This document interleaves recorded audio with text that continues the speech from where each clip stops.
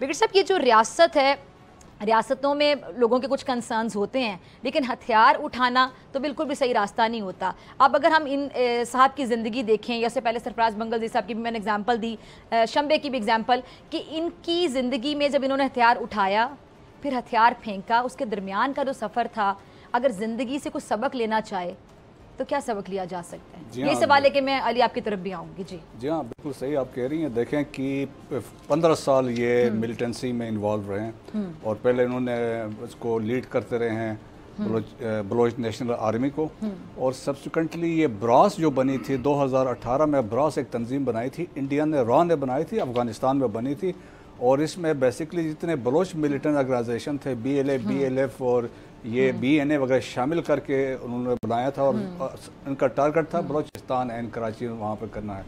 Subsequently ये जब ये इसके बाद से जब अलग हुआ तो इसने अपनी एक तंजीम बनाई, बलोच नेशनल आर्मी, और देखें कि लाइम लाइट पे आई थी 2022 में जब लाहौर अनारकली में एक धमाका हुआ था, जिसकी वजह से एंड सब्सिक्वेंटली ये इनका फोकस रहा है पंजगुर में और नौशकी में रहा है।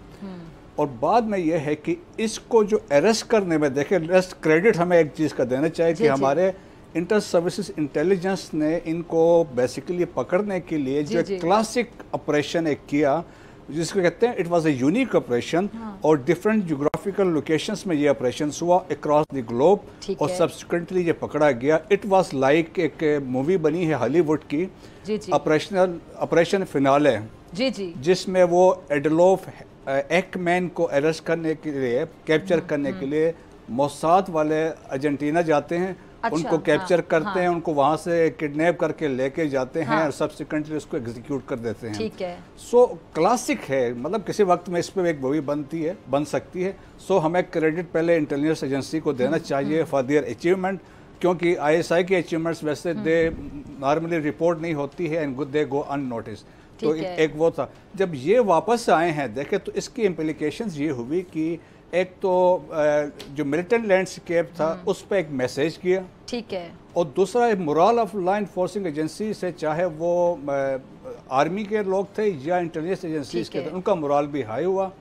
और इसको देखा देखी दिन आपने जिस तरह बात की, सरफराज मंगल जई और मुरीद बलोच विद 70 कंपेनियन के साथ वो वापस आए और मेन स्ट्रीम में उन्होंने ज्वाइन किया है, और उन्होंने इस बात को एक्नॉलेज किया कि जी कि हमने बहुत गलतियां की है, हम उस पर शर्मिंदा हैं, और हमें अपने हुकूक के लिए पॉलिटिकल कॉन्स्टिट्यूशनल ज़राए को इस्तेमाल करना चाहिए। तो उसका एक मैसेज गया है तमाम बलोचिस्तान में जो चंद 100 लोग हैं, चाहे वो कंदहार में बैठे हैं, अफगानिस्तान में बैठे हुए हैं, या बलूचिस्तान के पहाड़ों में बैठे हैं, उनको मैसेज है कि रियासत एक माँ है, वापस आ जाएं, रियासत is willing to accommodate them. ठीक है जी।